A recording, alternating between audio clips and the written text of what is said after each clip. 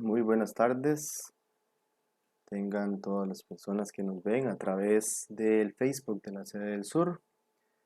Para dar inicio a esta segunda actividad del día de hoy en las primeras jornadas de acción social de la Sede del Sur, le damos las buenas tardes a la señora Máster Giselle Hidalgo Redondo, coordinadora de la Comisión de Acción Social de la Sede del Sur, al Máster Guido Barrientos Matamoros, colaborador del programa de Estado de la Nación, quien nos va a estar el día de hoy impartiendo una conferencia. Recordamos a las personas que nos ven a través del Facebook de la Sede del Sur que pueden realizar sus comentarios y consultas en el chat en la aplicación. Y también les recordamos que los videos que contienen las actividades de las primeras jornadas de acción social de la Sede del Sur serán transmitidos en diferido en el canal de YouTube de la Sede del Sur. Daremos inicio a la conferencia del día de hoy titulada Desafíos de la región Brunca. Para ello le damos la bienvenida a la Máster Giselle Hidalgo Redondo, quien nos hará una presentación del expositor. Buenas tardes a todos y todos los que nos están viendo hoy acá en este Facebook Live.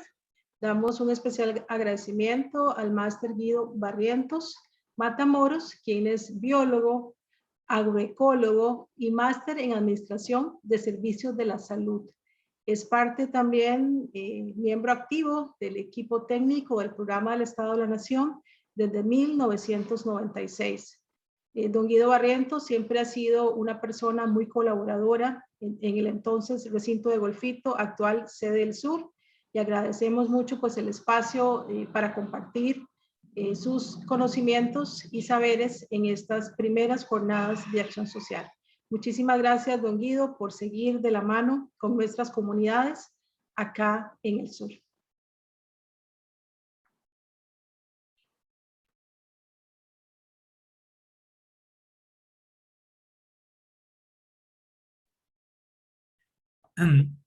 Muy buenas tardes a todas las personas que nos acompañan y agradecer profundamente la invitación que nos hacen para poder compartir un poco los resultados principales de los informes que elaboramos desde el programa del Estado de la Nación, que es un programa del Consejo Nacional de Rectores, o sea, de las 5 universidades públicas del país.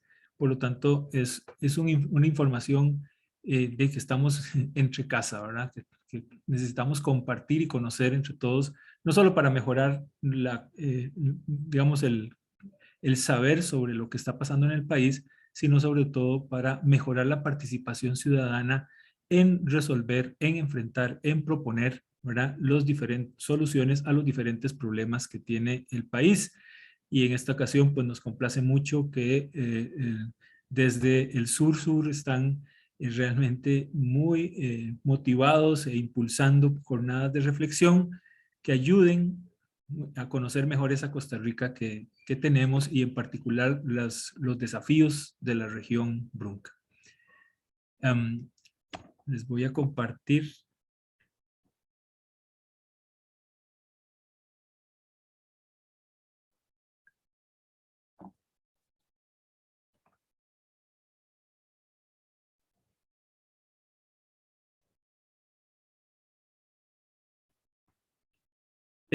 Esta presentación entonces se va a centrar en los desafíos de la región Brunca, pero nos interesa mucho partir un poco del contexto, o sea, del telón de fondo que tiene la región, que es la situación del país.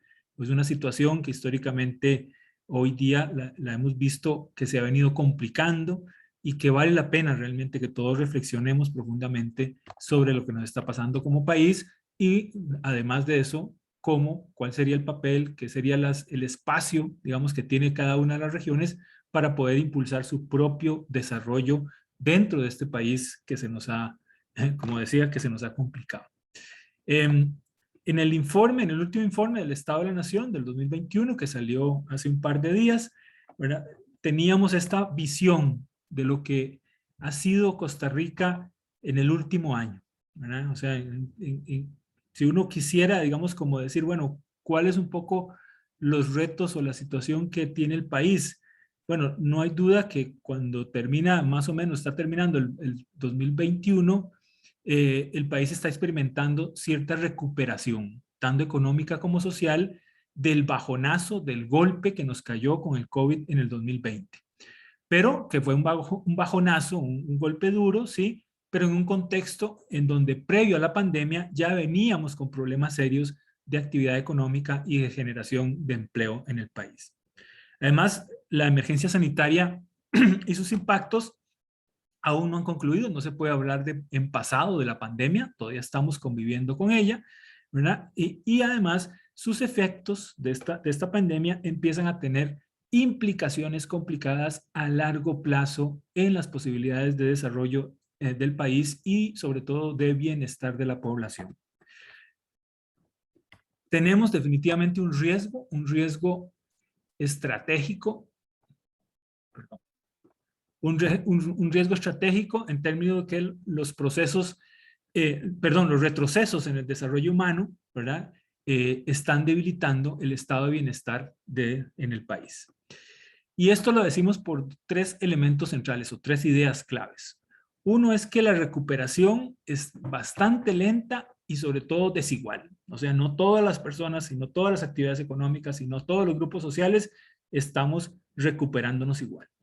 Además, el país vive una crisis en términos de sus elementos centrales, estratégicos y estructurales del desarrollo humano, que no es nueva, sino que ya viene desde hace bastantes años presentándose y que el COVID lo que hace es profundizar, enfatizar, ¿verdad? Por lo que decimos que la casa común, Costa Rica, donde todos vivimos, ¿verdad? Empieza a mostrar desgastes importantes en las bases que nos soportan.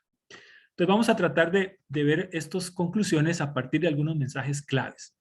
Primero, hay efectos desiguales, ¿verdad? Que está generando la pandemia, que agravan los problemas de empleo y de ingreso de grandes mayorías.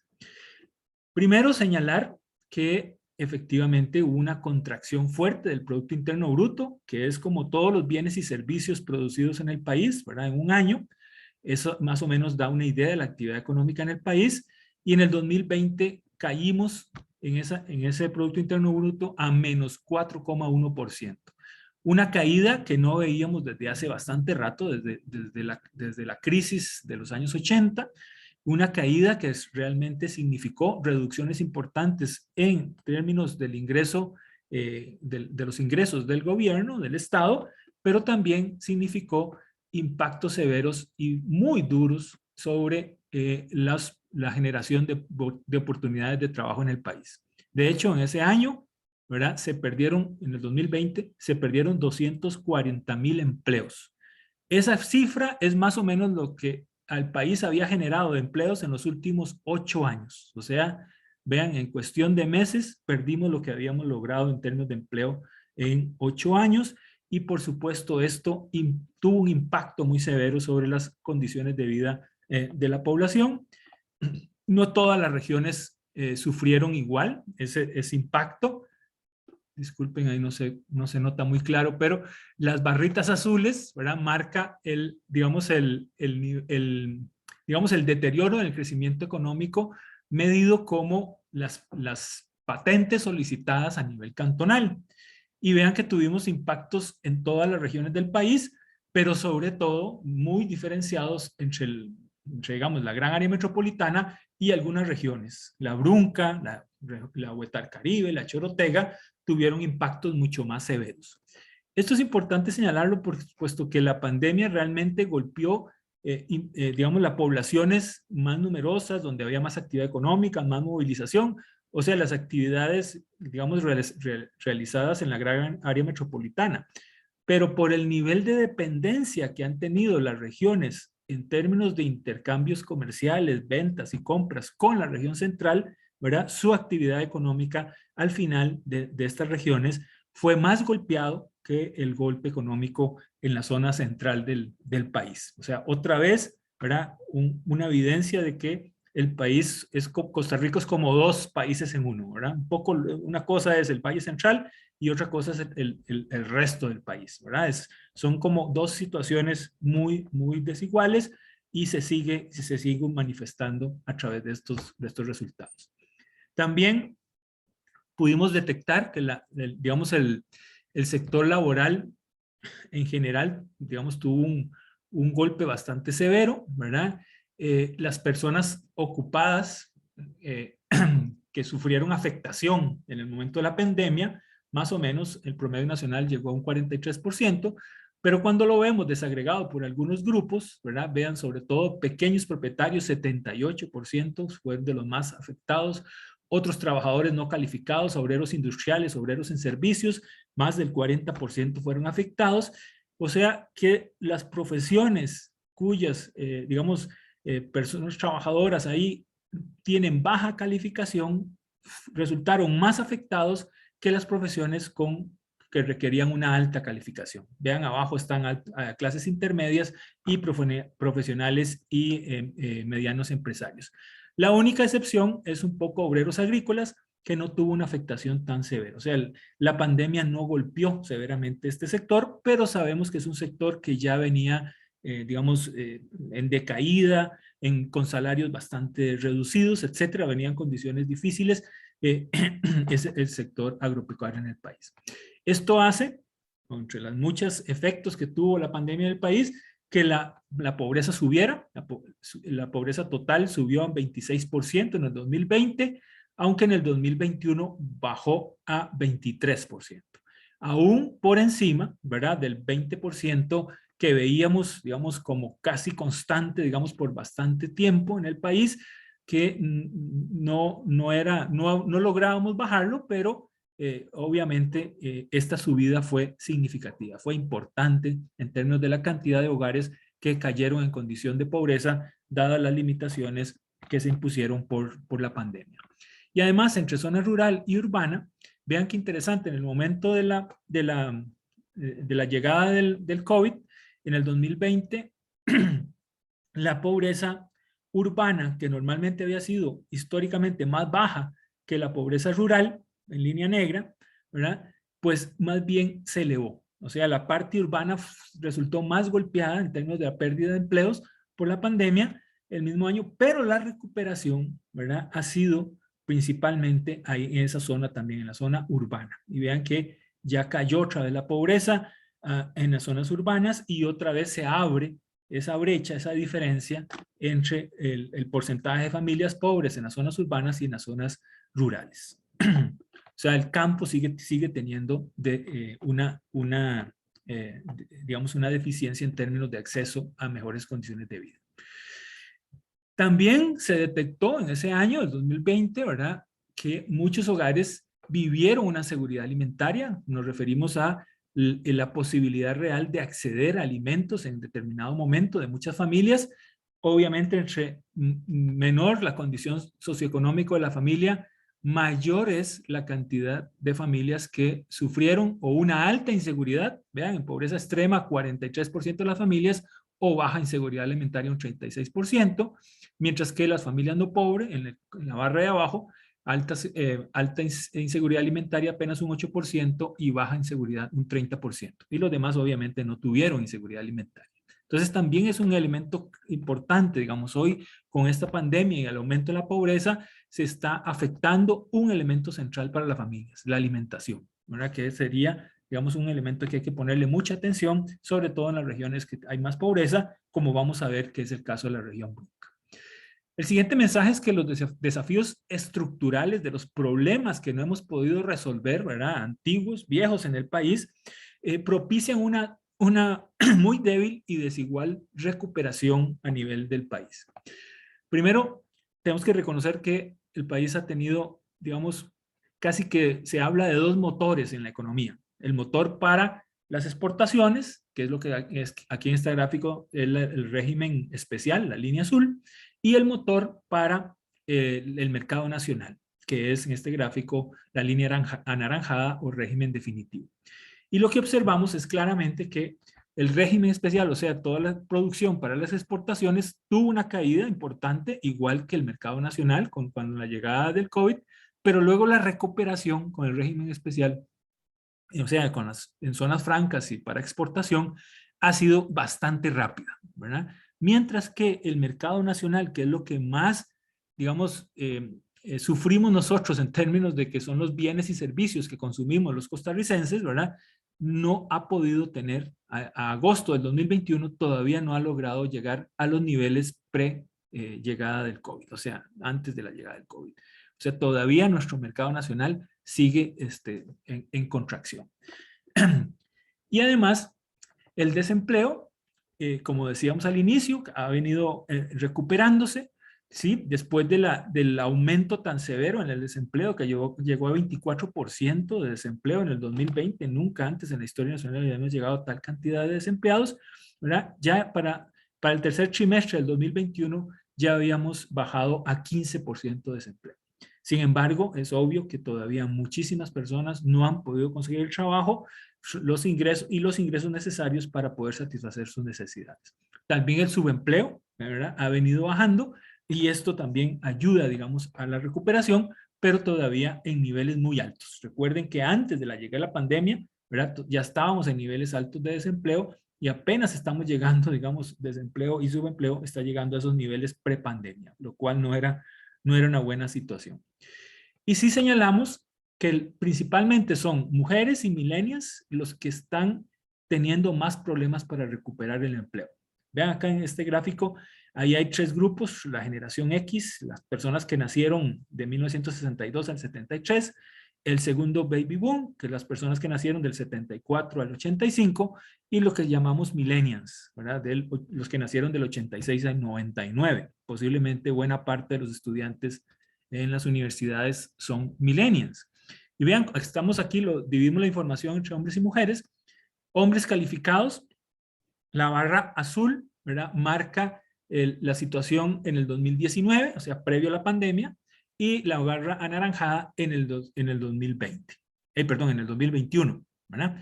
Y vean que efectivamente, prácticamente, digamos, ya en el 2021 son cifras muy similares a las previas a la pandemia, en el caso de hombres calificados. Pero cuando vemos mujeres calificadas, vean que ahí, sobre todo en millennials, ¿verdad?, todavía están lejos de recuperar los niveles de desempleo que tenían antes de la pandemia. Y si vemos mujeres no calificadas, no solamente están en una situación igual, sino que obviamente la incidencia del desempleo es todavía muchísimo mayor. Entonces, hoy día, ¿verdad?, mujer, joven, en una zona rural, ¿verdad?, se complica, se están sumando elementos para complicarse, digamos, las posibilidades de mejoras en sus condiciones de vida. Son elementos que debemos de atender realmente para que esta población no, digamos, no disminuya sus condiciones de vida. En suma, entonces, la pandemia golpeó a los grupos más rezagados y empujó al país a profundizarse aún más en la desigualdad. Y el siguiente mensaje tiene que ver con el sistema político. Vean que toda esa situación, ¿verdad?, digamos, pensando en Costa Rica como que si fuera un edificio de varios pisos, ¿verdad?, ahí estaría la parte productiva, distribución de ingresos, de las políticas del Estado, y estaría la parte política, ¿verdad?, que sería como la parte dentro de ese edificio que está tomando decisiones a lo largo y ancho del edificio para que el país pueda avanzar. Bueno, el sistema político, lo que podríamos decir en este último año es que abordó la inmediatez de la crisis. Efectivamente, no caímos en situaciones todavía más terribles que pudieron haberse dado, ¿verdad?, si no hubiéramos tenido una respuesta importante, pero no actuaron sobre elementos estratégicos y de primera solicitud por la población, ¿verdad?, sobre todo la parte de empleo, de distribución de riqueza, etcétera. Vean los temas principales que abordó tanto el gobierno como la Asamblea Legislativa en este último periodo. Básicamente esa es la cantidad de leyes que aprobaron en cada uno de esos temas: finanzas públicas, todo el tema de reforma fiscal, ¿verdad?, COVID, por supuesto, atender, digamos, la emergencia de la pandemia, y la incorporación de Costa Rica a la OCDE, ¿verdad? Además, ha sido un gobierno que ha tenido que elaborar una enorme cantidad de decretos. Vean, el gobierno Alvarado en los primeros 3 años hizo más o menos 230 decretos. Es la cantidad de decretos más grandes que se ha producido realmente en los últimos 30 años en el país.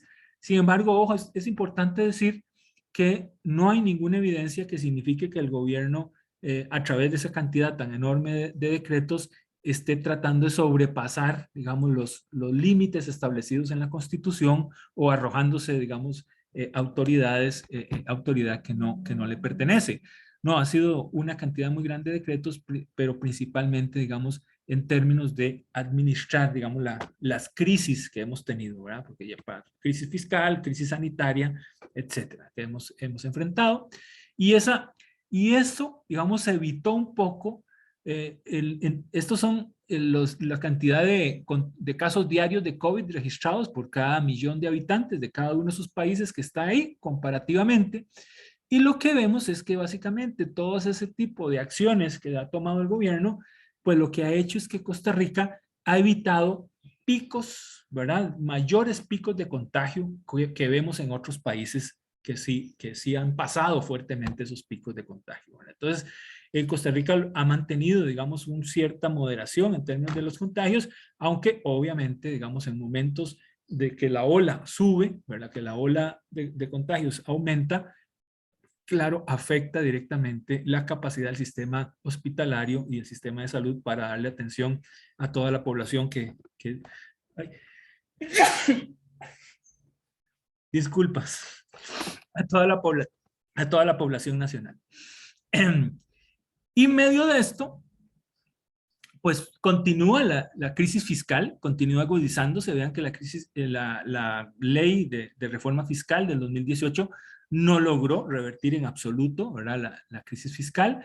Los ingresos, perdón, los ingresos y los gastos siguen con un hueco bastante grande, y esto ha hecho que el balance financiero, como porcentaje del PIB, la gráfico a la derecha, ¿verdad?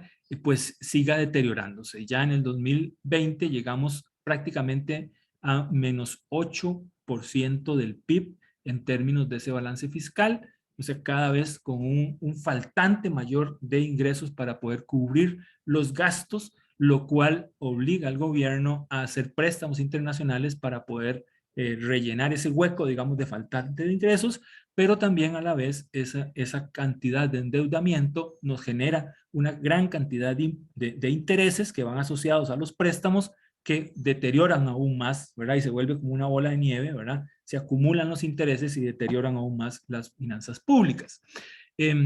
Tal vez también con un gabinete, digamos, bastante, digamos, digamos, volátil, ¿verdad? En términos de que la estabilidad en el gabinete pues ayuda a cierta estabilidad política en el país, pero lo contrario, su inestabilidad un poco refleja esa inestabilidad política. Y vean que el gabinete de Alvarado, o sea, la cantidad de ministros que han llegado al 3er año, ha sido la segunda más baja que hemos tenido realmente en los últimos 10 gobiernos, solo superado por la administración de Rodríguez, ¿verdad? Así que tenemos también una rotación muy grande de los puestos. Y en la asamblea, que además de que quedó bastante fraccionada, ¿verdad? Con bastantes partidos políticos dentro de la asamblea, además se da digamos, una fragmentación bastante inestable, ya que buena parte de los diputados que llegaron por diferentes partidos, digamos, al Congreso, pues hoy día se han declarado independientes, ¿verdad? Y esto deja digamos, la puerta abierta, digamos, a que estos diputados que llegaron con una promesa digamos, de afiliación a cierta agenda política establecida por su partido, hoy día son independientes, no tendrían ese ligamen con esa agenda y pueden definir su propia agenda política. En contexto de las elecciones que vienen, ¿verdad? Que ya estamos a la puerta de esas próximas elecciones nacionales, ¿verdad? De ahí significa que el próximo gobierno deberá tomar decisiones muy, muy conflictivas, ¿verdad? Frente realmente a los diferentes escenarios que estamos viendo, y además con una ciudadanía que cada vez se declara más desconectada con los partidos políticos, ¿verdad? O sea, una ciudadanía en donde cada vez una cantidad mayor, ¿verdad? Por ejemplo, vean, en abril del 2021, casi el 80% de la ciudadanía se declaraba no simpatizar con ningún partido político. Y esta tendencia, como se ve en el gráfico, ha venido creciendo importantemente. Vean que en algún momento de nuestra historia era casi cero la gente que no estaba ya afiliada, casada con algún partido político. Hoy el 80% no sentimos ninguna atracción por ningún partido político y esto, digamos, genera también, debilidad de representación de esos partidos políticos, gane quien gane, ¿verdad?, frente a la ciudadanía. Y una ciudadanía que empieza a perder confianza en el sistema político democrático, no en los gobiernos, ¿verdad?, que es otra cosa, sino el sistema político democrático que hemos escogido en este país. Empezamos a manifestar cada vez más la lejanía. Vean, este análisis se hizo comparando algunos grupos, digamos, algunos grupos de clasificación política de la población, donde el extremo derecho, digamos, de este gráfico, serían los demócratas liberales, que serían la población más, digamos, que tiene más apoyo a la democracia y más tolerante, ¿verdad? Mientras que el extremo izquierdo estarían los autoritarios, que serían los que tienen más bajo apoyo a la democracia y menos tolerancia. Y vean que ya en los años entre los 70 y 90, el grupo de demócratas liberales, que apoyaba fuertemente la democracia, era bastante amplio, ¿verdad? Y los autoritarios muy pequeñitos, y en medio tendríamos los ambivalentes, esa bolita como lila, ¿verdad?, que era un grupo relativamente también pequeño, pero de 30 años después, 20 años después, los demócratas liberales redujeron su tamaño significativamente y más bien los ambivalentes aumentaron. Y esos ambivalentes es gente que puede o no puede apoyar o puede, digamos, irse por cualquier propuesta que no sea, digamos, tan democrática, lo cual podría efectivamente entrar el país en problemas, digamos, de gobernabilidad, ¿verdad?, en términos de la escogencia que realicen. Y la ciudadanía también cada vez realiza más, reactiva más, digamos, sus protestas, sus acciones colectivas, etcétera, y la mayoría de esas propuestas empiezan a ser confrontativas, que es la línea anaranjada, ¿verdad? Mientras que las protestas más disuasivas pues han disminuido considerablemente en su proporción, lo cual nos habla de un conflicto social que viene en aumento en el país, ¿verdad? Dadas, digamos, las discrepancias que se han consolidado en el país alrededor de algunas visiones importantes de lo que queremos o no queremos, o del país que queremos construir, etcétera, y que hoy día, por supuesto, la ciudadanía empieza cada vez a reclamar más, de forma más confrontativa también, esa visión. En suma, el país enfrenta entonces la crisis con un desgaste en sus capacidades para abordar los problemas a largo plazo y, digamos, como repaso general, podríamos decir como ese telón de fondo que enfrenta el país, que es el país, ¿verdad?, que la región Brunca debe tener claro, ¿verdad?, en ese telón de fondo. Primero es que Costa Rica reaccionó y contuvo los peores escenarios, tanto, ¿verdad?, fiscales como sanitarios, ¿verdad? Pero la permanencia de problemas acumulados a largo plazo que no habíamos podido resolver antes de la pandemia y que nos generó una gran vulnerabilidad, ¿verdad?, acentuó los efectos que nos trajo la pandemia. Y este país avanza, digamos, dentro de los efectos de esa pandemia hacia una sociedad aún con mayores desigualdades entre hombres y mujeres, entre gente del campo y gente de la ciudad, ¿verdad?, entre la región central y el resto de regiones del país. Cada vez se nos hace un país más desigual y además se deterioran las capacidades y el sistema democrático que nos rige en términos de la forma de tomar decisiones en el país.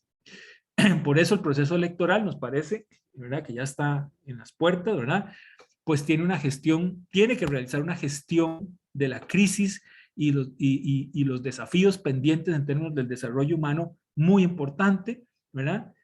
Y cualquiera de las autoridades que quede, de estos nuevos candidatos, ¿verdad?, tiene que administrar, ¿verdad?, una sociedad más empobrecida, más desigual, una recuperación que ha sido frágil y asimétrica y una situación fiscal que dificulta atender la crisis. O sea, un panorama sumamente delicado y complicado que deben de atender, ¿verdad? Y prácticamente son dos crisis a la vez que deben de manejar. La prolongada crisis de la representación social y política en el país, ¿verdad? Que ya empieza, digamos, a golpear, digamos, la credibilidad de la población en la democracia, y la crisis de los resultados del sistema político para mejorar las condiciones de vida y de trabajo de la población, ¿verdad? Por eso nos parece que urge un debate de fondo en la campaña electoral, un debate que no sea solo de promesas, ¿verdad? A ver quién promete más, sino que sean sobre todo de soluciones. O sea, ¿cómo va a ser? La pregunta clave para los candidatos es, sí, prometa lo que quiera, pero la pregunta es, ¿cómo va a hacer para lograr eso que está prometiendo? ¿Verdad? A ver si nos convencen o no nos convencen. Le sumo a esto que decía el informe, este último informe del Estado de la Nación, le sumo desafíos importantes en el sistema educativo que nos lo señala el octavo informe del Estado de la Educación. Y voy a resumirlo un poco en términos del que el informe llama el apagón educativo. O sea, tuvimos en este contexto, en estos últimos 2 años, ¿verdad?, un apagón importante en términos de interrupciones, recorte de contenidos en los programas de enseñanza y, por supuesto, nuevas formas de exclusión de muchas personas. Y es que las interrupciones no empezaron solo con el COVID. Recordemos que con la huelga que se dio en el 2018 frente a la aprobación de la ley de reforma fiscal, ¿verdad?, el país se paralizó casi que 3 meses, la educación por supuesto también. En el 2019 los educadores volvieron a huelga, aunque fue intermitente, y efectivamente afectaron, digamos, el ciclo lectivo planificado. Y luego llega en el 2020 el COVID y se da una suspensión total de las lecciones. 2021, aunque empezamos con clases presenciales, ¿verdad?, otra vez se tuvieron que suspender, de tal forma que son 4 años donde acumulativamente el ciclo lectivo no se logra dar integralmente, no se logra, digamos, desarrollar plenamente. Y un ejemplo claro de estos recortes en los programas, ¿verdad?, educativos, vean en primaria, por ejemplo, este es el currículum de español, este es el porcentaje por año o por grado, ¿verdad?, del currículum que no se logró cubrir. Y vean particularmente segundo y sexto grado, prácticamente el 60% del currículum de español no se cubrió en ese año. O en secundaria, ¿verdad?, matemáticas, también en octavo y noveno, casi el 60% de ese currículum no se cubrió, lo cual es acumulativo, ¿verdad? O sea, tenemos una generación de jóvenes que se está formando a nivel de escuela y de colegio con una grandísima cantidad de deficiencias, de ausencias importantes. Y con nuevas exclusiones, decía yo. Vean, exclusiones como el tema de la conectividad, ¿verdad? Y la calidad de esa conectividad. Esta línea azul es la conectividad vía fibra óptica o cable coaxial, que es la más estable, ¿verdad? Y vean que los grupos del 1 al 5 que está abajo son quintiles de la población, o sea, el primer quintil sería el 20% de la población con menos recursos y el quinto quintil sería el 20% de la población con más recursos. Conforme mejora la condición socioeconómica de la población, aumenta el porcentaje de familias que tienen conexión vía fibra óptica o coaxial, y en cambio esta línea anaranjada, cuando se habla de la conexión a internet solo por vía celular, ¿verdad?, pues las familias de menores recursos en mayor proporción, mayor cantidad tienen, digamos, solamente esa vía, esa forma, ese mecanismo, digamos, para conectarse a internet, mientras que los de mayor, digamos, ingreso, pues son muy pocos los que solo tienen eso. Y en términos de la línea verde que aparece ahorita, son los que no tienen ninguna conexión.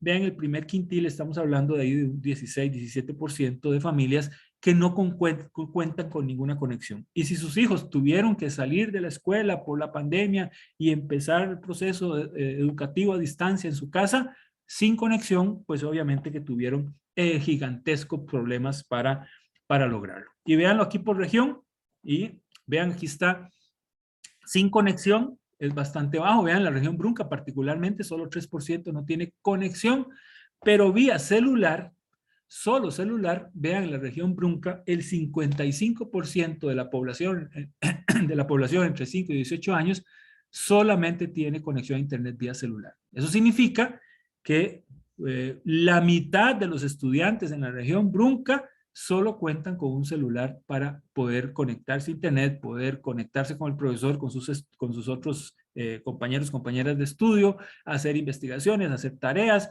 qué sé yo, toda la dinámica que requiere la educación a distancia. Entonces, y obviamente, pues solo un celular se vuelve algo limitante en términos de poder hacer un proceso formativo adecuado. Entonces, este es uno de los grandes desafíos que tiene la región, la conectividad y sobre todo los instrumentos para conectarse a internet. Luego también hicimos una proyección, un ejercicio, digamos, hacia adelante en los próximos 5 años, pensando en esas condiciones, cuáles tipos de población o sectores de la población podrían verse peor perjudicados en términos de la posibilidad de ser excluidos del sistema educativo.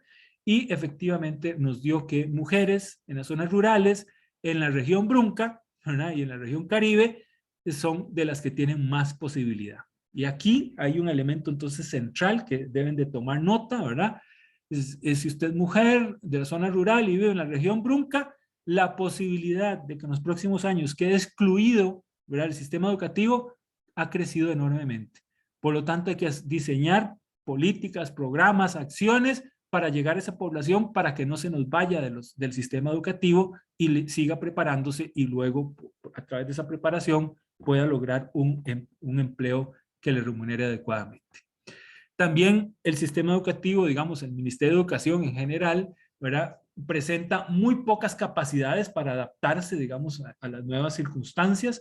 Vean, esta es una encuesta que se hizo a los docentes sobre sus competencias digitales y resultó que casi 3/4 partes de ellos tenían competencias digitales muy bajas, ¿verdad?, muy iniciales, digámosle así, y solo pocos, como 1/4 parte, ¿verdad?, de un nivel avanzado, que es lo que necesitamos hoy día para que ellos aprovechen y puedan formar a los jóvenes, ¿verdad?, adecuadamente a distancia, ¿verdad?, utilizando todas las tecnologías.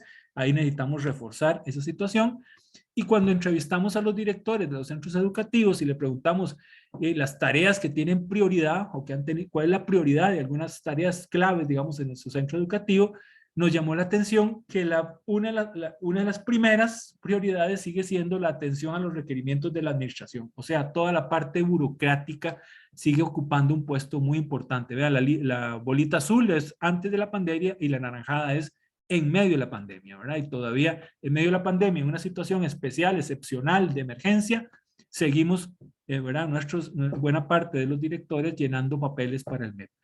La segunda sí es muy importante, vean, el aprendizaje de nuevas tecnologías aumentó considerablemente de prioridad, eso nos parece central.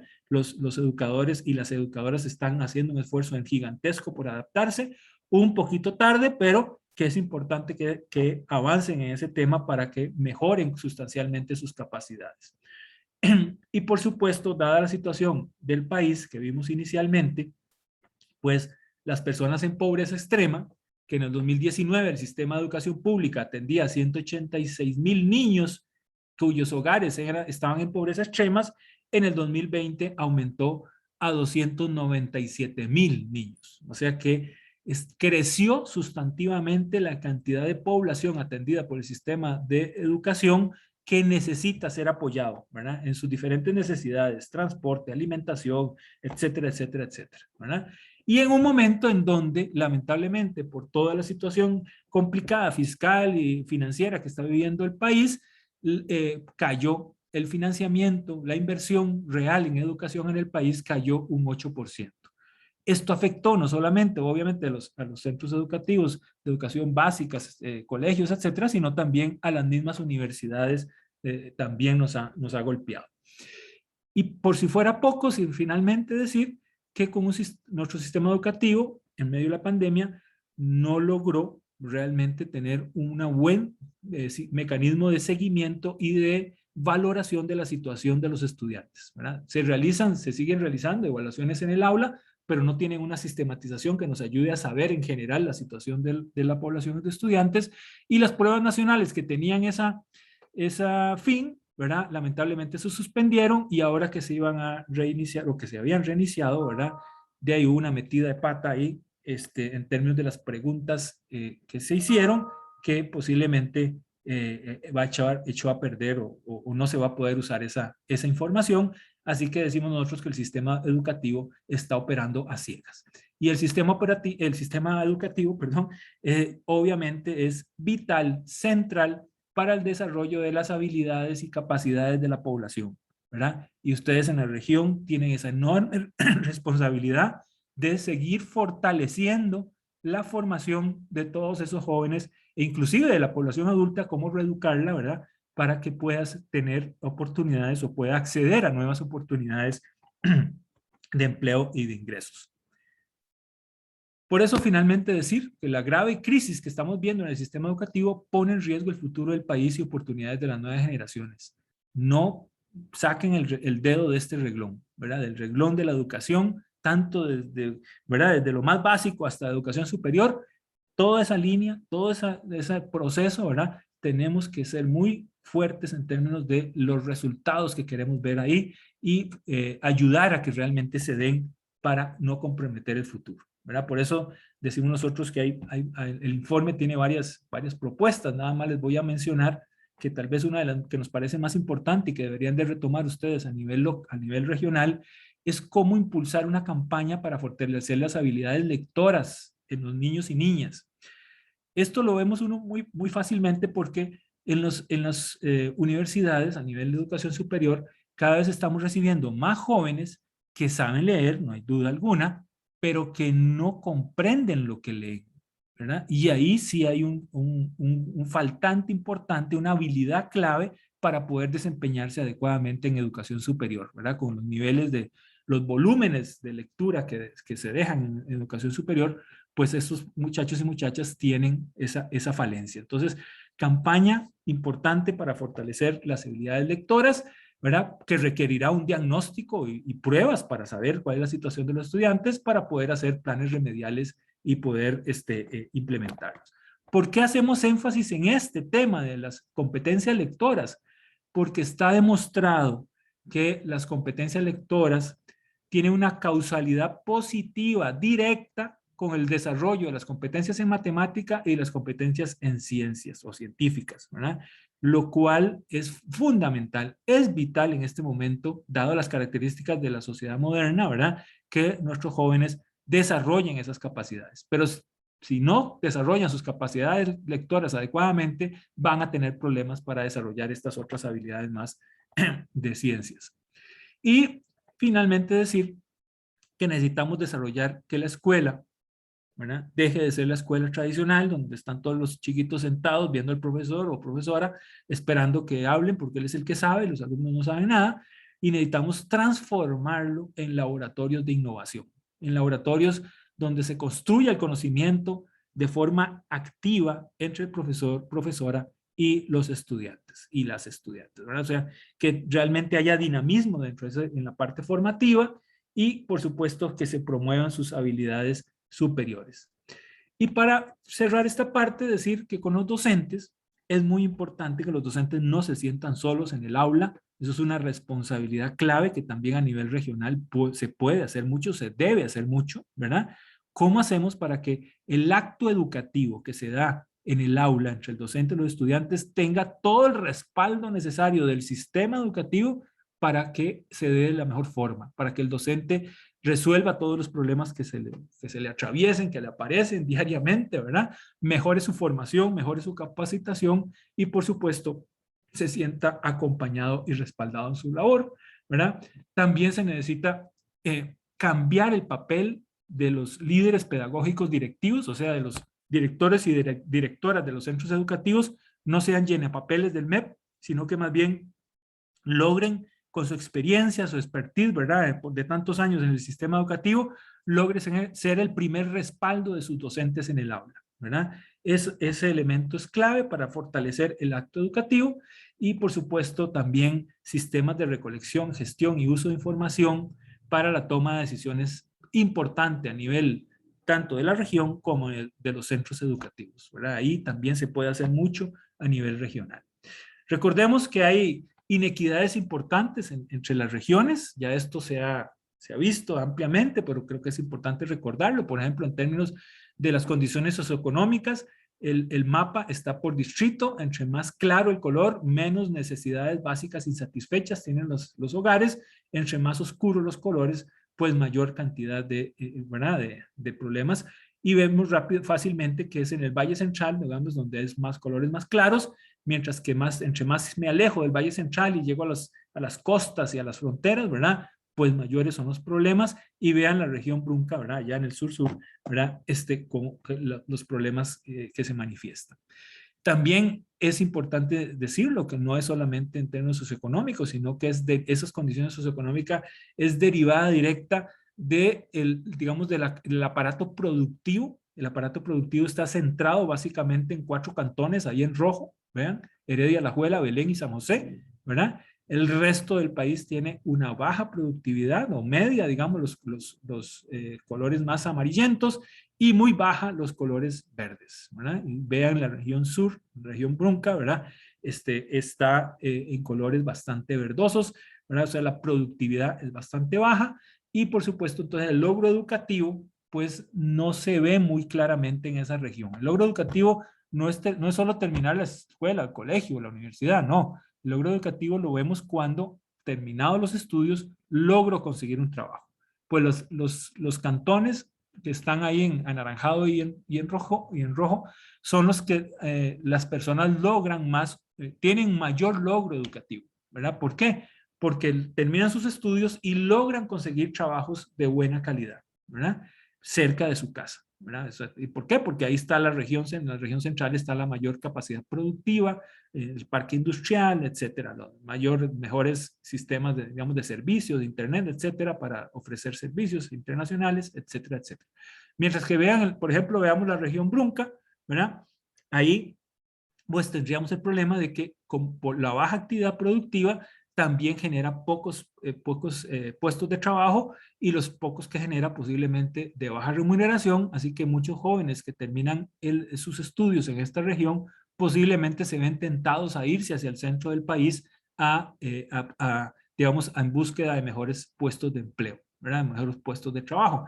Esto es otro gran desafío para la región Brunca, ¿verdad? Necesitamos preparar adecuadamente, formar fuertemente a su población, pero también que hayan puestos de trabajo para que esa población se quede en la región y ayude al desarrollo de la región, ¿verdad? Si los formamos para que se vayan a apoyar el desarrollo de otras partes del país, pues un favor flaco le haríamos a la región Brunca. Otro tema importantísimo son en términos del cuidado de los recursos naturales de cada cantón del país, es la existencia y respeto de los planes reguladores, ¿verdad? Que lamentablemente en el país se han desarrollado muy poco. Vean ahí en el mapa, los colores grises no tienen plan regulador, y los colores como, digamos, cremita, los colores crema, digamos, tienen planes reguladores parciales, ¿verdad? Y esa es la situación de la mayoría de los cantones de la región Brunca, ¿verdad? Donde tienen posiblemente planes reguladores de la ciudad principal o de la costa, ¿verdad? Pero no de todo su territorio. Y yo sé que es complicadísimo, digamos, las leyes para poder hacer un plan regulador, pero es una tarea esencial de las municipalidades hacerlos y hacerlos cumplir, respetar, para realmente cuidar los recursos naturales de cada cantón y por supuesto el futuro, digamos, de la población que cuente con esos recursos naturales. El tema de desastres naturales principalmente se da en la zona central del país, donde hay más conglomeración de casas, carreteras, pésima construcción, por cierto, planificación de nuestras ciudades, ¿verdad? Y en otras regiones del país no es tanto, pero sí, lo que sí hemos detectado, sí les digo, es que, digamos, los errores que cometimos en la implementación de la ciudad capital son los mismos errores que estamos cometiendo en las ciudades intermedias. Por ejemplo, San Isidro de Pérez Celedón, ¿verdad? Lo hemos estudiado ampliamente y hemos demostrado que efectivamente está cometiendo los mismos errores: falta de planificación, áreas vulnerables, mala relación con el ambiente, etcétera, etcétera, ¿verdad? Que minan realmente las posibilidades de generar condiciones de vida adecuadas a su población. Por lo tanto, también es digamos, es un desafío importante en la región Brunca pensar las ciudades de forma diferente, ¿verdad? Y no copiar el desastre que hemos hecho en San José, porque irían por muy mal camino. Y la oferta en profesionales, vean que efectivamente la región Brunca no es de las más bajas del país, pero la pregunta es, ¿verdad? Si estará encontrando, todos esos profesionales estarán encontrando las fuentes de trabajo para quedarse en su propia región y poder impulsar el desarrollo en su región con esos trabajos. Termino con algunas características de la región Brunca pre-pandemia, porque la pandemia, como ya lo dije a nivel nacional, y enfatizó y deterioró los problemas en el país. Lo mismo pasó en todas las regiones, ¿verdad? Es una región, digamos, compuesta por 6 cantones, más o menos el 7% del territorio nacional está ahí. Perdón, más o menos el 7% de la población está ahí, en ese cantón, en esa región. Y tiene una fuerte incidencia de pobreza, es la característica, digamos, histórica de la región. Siempre ha tenido, o normalmente ha tenido, digamos, mayores niveles de incidencia. Y en ese momento estábamos reportando cerca de 30%, o sea, casi una de cada 3 familias de la región se puede considerar en condiciones de pobreza, ¿verdad? O algún tipo de vulnerabilidad a la pobreza. Con ingreso, es el ingreso reportado por hogar promedio, ¿verdad? Más bajo del país, alrededor de 663,000 colones. Para el momento que se hizo este estudio, ¿verdad? Puede ser que hoy haya variado un poquito, pero para que tengan una idea. La escolaridad promedio es 8 años, no es de las más bajas de las regiones en términos de escolaridad en las regiones, ¿verdad? Pero obviamente está por debajo de la región central, que anda por 9,5 años.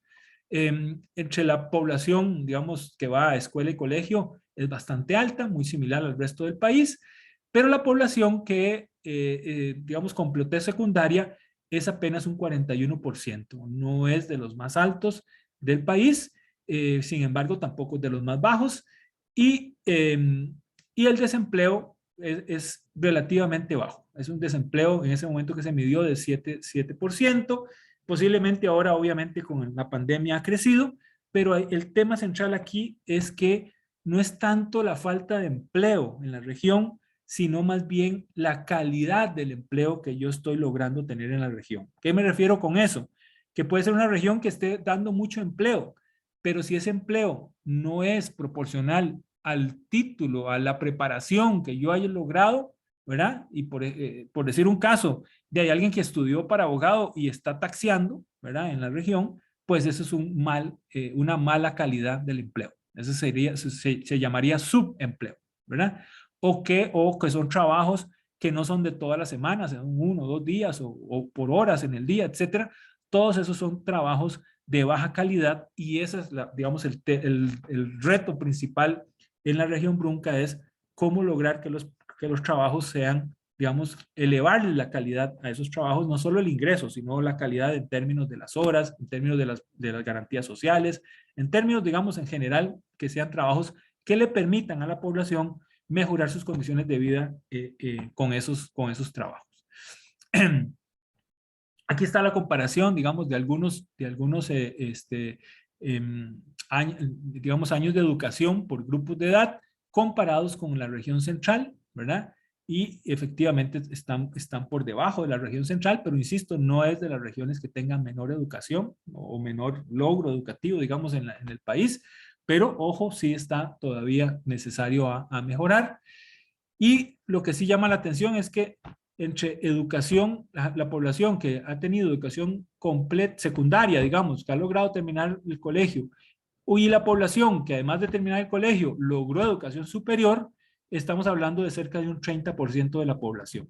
Cuando a nivel nacional ese porcentaje llega casi ya al 45, 46%, ahí sí está un poco bajo, digamos, la población, entonces, que logra terminar secundaria y que tiene educación, digamos, y que accede a educación superior. No solo educación superior, me refiero a universidades, también es muy importante la educación técnica, pero especializada, ¿verdad? Es la formación que da el INA, pero no un cursito en el INA de 3 meses, una cosa así, no, eso no lo paga el mercado, sino más bien formación técnica en el INA de 3, 4 años para hacerse un técnico especializado. Eso el mercado lo está pagando muy bien y muchas empresas lo están necesitando fuertemente en el país, ¿verdad? Entonces ahí no solo, después del colegio no solo existen las universidades, también tenemos que ser claros, ¿verdad?, de que también la formación técnica es fundamental para el desarrollo del país y en la región pues también esta parte se puede estimular considerablemente, ¿verdad? No solo ir a formar profesionales, sino también mejorar la formación técnica de la población. El desempleo entre hombres y mujeres, al igual que a nivel nacional, hay una gran brecha. Vean, el desempleo de las mujeres es la línea anaranjada y el desempleo de los hombres es la línea azul. E históricamente ha sido mucho más alta el desempleo de las mujeres. Y como ya lo decía antes, ¿verdad? Hoy día, digamos, ser mujer, estar en una zona rural, ser de la región Brunca, ojo, cuidado, porque no solamente es sujeto a desempleo, sino a la posibilidad de ser expulsada del sistema educativo, o sea, que no tenga condiciones para seguir en el sistema educativo, y si no se prepara, si no se estudia, pues todavía se le va a complicar aún más la cuesta arriba, digamos, para el futuro. ¿Cuáles son las actividades económicas de la región? Pues básicamente agricultura, vea la línea, los puntos verdes de arriba, agricultura y pesca, digamos, no es la más numerosa, apenas llega un 25%, pero es de las más importantes en la región. Todavía el sector agropecuario es central en la región Brunca, por lo tanto, apoyar, estimular las empresas, los emprendimientos en el sector agropecuario es una tarea central, también un desafío clave en la región Brunca. Pero no solamente, digamos, que haya más empresas agropecuarias, sino que ojalá mejoren el ingreso de las personas que trabajan en esas empresas agropecuarias, ¿verdad? Porque el sector agropecuario históricamente ha tenido ingresos muy, muy bajos, o sea, digamos, en desventaja con otras actividades económicas. Entonces, tenemos que apoyarlos y ayudar a que mejore el ingreso de la población que trabaja en esa parte. Y el otro es comercio, ¿verdad? Pero comercio, digamos que es casi que de todo ahí, ¿verdad? Todas las actividades, digamos, que venden, compran, etcétera, como en el resto del país, que ha crecido mucho. Mientras que turismo, por ejemplo, lo relacionado a hoteles y restaurantes, vean que no ha crecido sustancialmente en la región.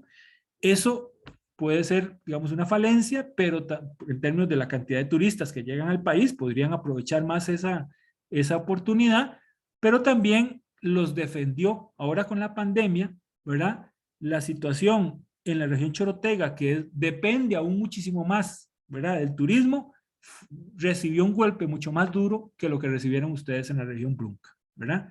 Entonces vean que esas son las cosas de la vida, ¿verdad? Puede ser que haya una oportunidad valiosa en turismo, pero ojo, no cometan el error de la región Chorotega de poner todos los huevos en la misma canasta llamado turismo, sino que diversifiquen.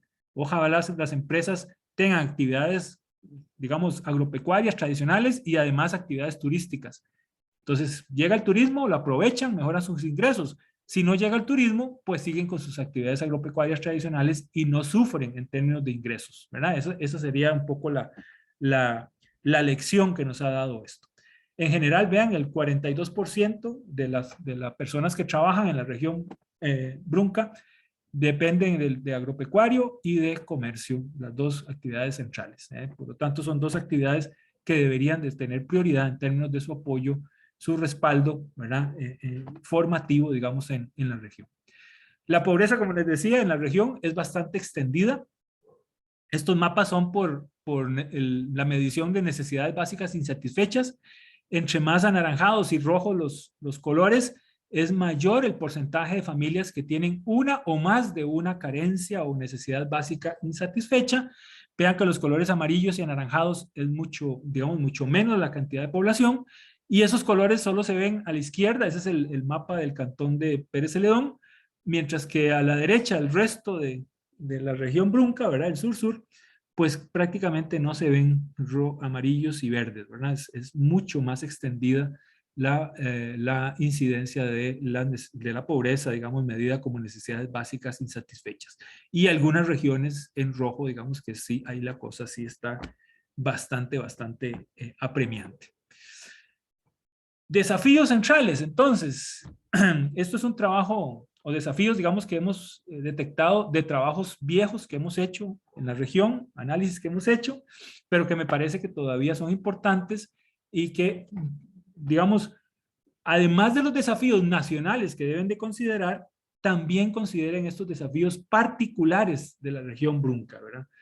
Primero, fortalecer el potencial emprendedor, ¿verdad? La capacidad de gestión e innovación en los productores locales y la formación que ojalá empiece desde muy temprano en la escuela, ¿verdad? Sobre todo hoy con los problemas de empleo que tenemos, ¿verdad? Formar gente para que sea empleada de alguien no es muy, digamos, no tiene mucho futuro. Es mejor formar las personas para que, estimularlas para que sean emprendedores, para que impulsen su propia empresa, su propia iniciativa, etc. Esto requiere una formación fuerte, ¿verdad? Porque el ecosistema que ha creado el país para impulsar estos emprendimientos es bastante complicado, ¿verdad? Entonces hay que meterle a fondo, pero es posible, ¿verdad? Y además impulsar la innovación en todos los pequeños y medianos productores locales para que se mantengan y para que mejoren su negocio. Segundo desafío, armonizar el desarrollo empresarial con la agricultura familiar y con las prácticas conservacionistas. O sea, es una región que es muy rica en recursos naturales, ¿verdad? E incluso en parques nacionales, reservas, etcétera.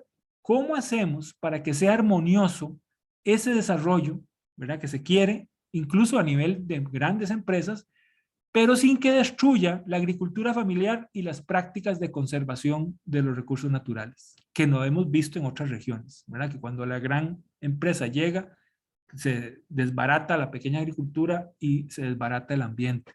¿Cómo hacemos para cuidar ambas cosas en la región sin desestimular que lleguen grandes empresas a dar empleo también, ¿verdad? ¿Cómo se hace ese balance de forma adecuada? Tercer desafío, impulsar, sostener, crear sistemas de información territorial con acceso a productores familiares y organizaciones locales. O sea, no solamente es crear el sistema de información, tener en algún lugar bases de datos de información clave de la región, sino también que esa información le llegue a las familias, a los productores, a las organizaciones locales, ¿verdad? Que le llegue de alguna forma que le sea útil para tomar decisiones. ¿Verdad? Que son dos trabajos a la vez: la recolección de información y su sistematización y su presentación de esa información hacia estos grupos que son los que más necesitan tener algún asidero, ¿verdad? Para tomar decisiones informadas. Cuarto desafío, promover integración institucional que brinde respuestas a las demandas del desarrollo territorial sostenible, ¿verdad? O sea, ¿cómo hacemos para sumar los esfuerzos institucionales y trabajar todos juntos en una sola dirección? El Estado ha creado varios espacios como el Consejo Regional, ¿cómo se llama? Consejo Regional del Desarrollo, no me acuerdo cómo se llama. Consejos regionales ha creado, ¿verdad? Pero que tiene que tener mucho más actividad, mucho más proactividad, ¿verdad? Impulsar procesos que realmente sumen los esfuerzos institucionales con las universidades, con la empresa privada, con las organizaciones sociales, para que al final se vea realmente cambios y mejoras en la región Brunca. Y el último que les proponemos es promover el empleo de calidad y encadenamientos locales, de manera que el turismo deje beneficios a la comunidad, ¿verdad? O sea, ¿cómo hacemos para que un elemento clave como puede ser el turismo, ¿verdad? En términos de oportunidades, de emprendimientos y de ingresos, ¿verdad? Se vincule con el empleo, con empleos de calidad y encadenamientos locales, y no le pase lo que le pasó a la región Chorotega, ¿verdad? Que son las grandes empresas transnacionales las que tienen el turismo y las que casi no tienen encadenamientos locales y generan empleos no muy buenos para los locales. No, si queremos que el turismo juegue un papel en el desarrollo y el bienestar de la población de la región Brunca, tiene que ser un turismo manejado desde las comunidades, manejado desde los emprendimientos o las empresas pequeñas y medianas locales que manejen ese turismo para que la plata que traiga el turista le quede a las personas en la región Brunca.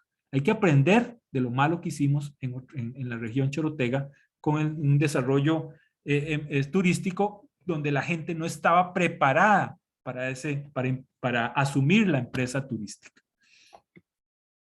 Finalmente, nada más les comparto que las universidades públicas hemos hecho un esfuerzo muy grande por llevar educación a todo el país. En la región Brunca no es la excepción. Ahí están las universidades, las 3 públicas y 2 privadas que tienen sedes en la región, principalmente en San Isidro y en Ciudad Neily, ¿verdad? Aunque la UNED tiene una distribución mucho más grande. Bueno, y la UCR en Golfito. Y un trabajo que hicieron las universidades en términos de ubicar o centrar digamos, la regionalización, los resultados de la regionalización universitaria que ha pasado, hizo estas recomendaciones que me parece a mí oportunas, digamos, que las retomen ustedes desde, ¿verdad?, la acción social de las universidades públicas en la región. Primero, las universidades públicas en las regiones deben de desarrollar una propuesta integral de atención de las necesidades de la población, ¿verdad?, que reside en las regiones. Para eso se necesita una fuerte participación de actores de la zona, de la región, ¿verdad?, todo tipo de actores, y por supuesto que esa respuesta cree o suministre, digamos, de carreras y programas que respondan de forma adecuada a las prioridades, pertinencia, impacto, cobertura, equidad y calidad en la zona o en la región, ¿verdad? Esa propuesta integral requiere un trabajo de campo muy fuerte, una conexión muy fuerte entre las universidades y la población en la región. Es fundamental para poder que las universidades ofrezcan, ¿verdad? Y no solo individualmente, ojalá de forma colectiva, las universidades públicas ofreciéndole a la ciudadanía en la región Brunca un conjunto de carreras y de formación totalmente pertinente. Lo otro que recomendaba ese estudio del CONAREF es que se requiere un mejor diagnóstico sobre la apertura de posgrados, de carreras a nivel de posgrado, ¿verdad?, que ayuden a la formación, a elevar la formación profesional del recurso humano que se cuenta en las regiones, ¿verdad?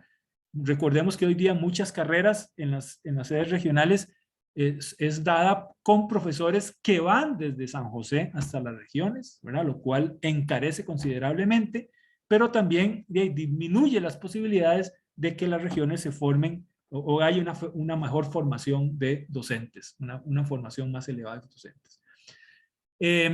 El crecimiento profesional, entonces, en los docentes de las regiones que estaba hablando, la proyección de carreras requeridas en las regiones, con información disponible actualmente está difícil, ¿verdad? Se requiere mejores estudios de mercado ahí en la región, que le permita a las universidades saber qué carreras nuevas pues, se pueden impulsar en las regiones, o qué carreras que no se están dando, que lo están dando a otros lados, se puedan traer a las regiones. Pero eso requiere un estudio de mercado más fino.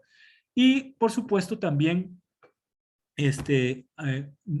ampliar, dar mucho más cursos libres, carácter técnico y especializado. O sea, no solamente, digamos, las universidades nos preocupemos por las carreras formales dentro de la institución, sino toda esa cantidad de cursos, de talleres, de cosas que le damos a la ciudadanía, aunque no tenga los requisitos, digamos, para entrar a la universidad, pero que le estamos ayudando en su formación, ¿verdad?, para que mejoren lo que hacen o emprendan nuevas iniciativas, ¿verdad?, de empresas. Además, con la pandemia, creo importante que las universidades atendamos la salud mental de nuestros estudiantes, ¿verdad? En este estudio se demuestra que buena parte de los estudiantes, casi prácticamente la mitad, mostraron tener ansiedad y preocupación frente a la situación generada en la pandemia. Este es un tema de salud mental que no podemos descuidar, tenemos que atender, apoyar, ¿verdad?, a estos estudiantes para que su salud mental, ¿verdad?, se cuide y puedan seguir en el proceso formativo de forma normal. Y además tenemos que superar, y esto nos lo dice el informe del Estado de la Educación, superar un poco un estancamiento que hemos tenido en términos de la población de 25 a 34 años que está logrando tener educación superior en el país. La línea azul es el promedio de los países de la OCDE, que hace poco Costa Rica ingresó a esa organización internacional, y la línea anaranjada es Costa Rica. Vean que esos países de la OECD pasaron de 24 en 1998 a 45% de esa población con educación superior, mientras que Costa Rica apenas avanzó de un 18 a 31, pero con un periodo largo ahí de 2008 a 2018, prácticamente de estancamiento, ¿verdad? No logramos que mayor población llegara. Uno de los problemas que tenemos es, digamos, que la población aunque está aumentando la población que termina secundaria, la deficiente formación que está teniendo en secundaria se le dificulta la posibilidad de ingresar a la educación superior. Y eso, ¿verdad? Vean ahí el azul, es la población que termina secundaria en el país, que aumentó de 46 a 60, pero la que ingresa a las universidades apenas aumentó de 29 a 34, casi esa línea casi que no crece, ¿verdad? Porque es por problemas de deficiencia formativa. Por eso las universidades públicas no podemos quedarnos esperando a que los estudiantes nos lleguen, a ver qué nos llega, digamos así, sino que hay que salir, apoyar al sistema preuniversitario para que pueda realmente superar algunas de sus deficiencias y darle una mejor formación a los estudiantes para cuando lleguen a la universidad. Esa es la estructura de carreras básicamente que se mantiene, casi igual, se ha mantenido, no hay mucha variación, excepto en, vean, la carrera de ingeniería y computación, que ha crecido importantemente la titulación de 1910 al 1919, ¿verdad? Creció importantemente, lo cual eso es importante porque es una de las carreras STEM. No porque solo las STEM son importantes, no. La formación universitaria tiene que ser humanística, tenemos que formarle, digamos, estamos formando seres humanos y por lo tanto la parte humana es central. Pero también es importante que entender que dadas las características de la sociedad moderna, pues estas carreras ligadas a ciencia, tecnología, matemáticas, informática, etcétera, ¿verdad? Tienen una gran demanda. Entonces aumenta las posibilidades de que los estudiantes consigan trabajo en el mercado. Y enfrentar finalmente las universidades públicas, tenemos el gran problema de que tenemos que enfrentar digamos, el déficit en el financiamiento, ¿verdad? La sostenibilidad financiera está fuertemente comprometida. Vean, en el 2020, con esa caída en la inversión en educación en el país, se recortaron los ingresos para las universidades y comparando ingresos y gastos totales de las universidades, tuvimos un faltante de casi 5%, ¿verdad? Mientras que a futuro, ¿verdad? Ese déficit no se ve que se vaya a corregir, tampoco es probable que el Fondo Especial de la Educación Superior mejore sustantivamente, ¿no? Y los problemas de sostenibilidad financiera se van a mantener hacia futuro. Entonces, cierro con esta portada. Vean que lo que queremos es llamar la atención de que el ojo, ¿verdad? Como dice el dicho, ¿verdad? Tan apreciado como el ojo de la cara. O sea, tenemos un país que deberíamos de apreciarlo sustancialmente por lo que ha hecho, por lo que ha, digamos, las oportunidades y servicios que le da a la población, pero que hoy día es un país, ¿verdad?, que está en problemas serios y necesitamos cuidarlo como el ojo de la cara. Además, si también esta portada puede tener otra interpretación, que es que si se nos daña el ojo, ¿verdad?, perdemos la perspectiva, la visión de la realidad que tenemos, ¿verdad?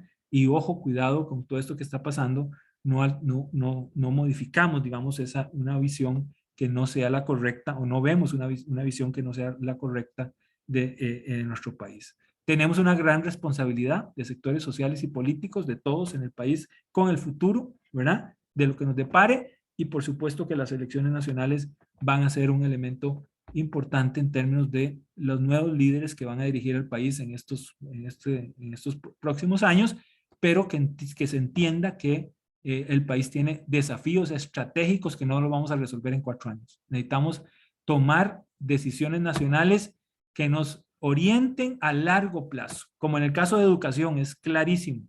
En educación no podemos esperar que venga un ministro o ministra a ver qué se le ocurre hacer, no. Necesitamos tomar acuerdos nacionales para que nos orienten a largo plazo qué es lo que queremos, ¿verdad?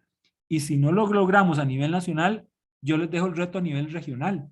¿Será posible que, ¿verdad?, que a nivel regional ustedes den el ejemplo del país en términos de organizar y un acuerdo regional básico, fundamental, que ponga, digamos, la puntería, la dirección, digamos, en los temas esenciales, educación, salud, empleo, en los que ustedes consideren claves, pero fijar el derrotero, ¿verdad?, por donde la región quiere avanzar en ese camino. Esto es lo que los traía. Ahí les dejo la dirección de la página web del Estado de la Nación, por si quieren profundizar más algunos de los temas, los estudios que hemos hecho, tanto de la realidad nacional, de la educación, de ciencia y tecnología, de justicia, y a nivel regional centroamericano también tenemos trabajos que tal vez les pueda llamar la atención. Muchísimas gracias y quedo más bien a sus órdenes para comentarios, preguntas y demás.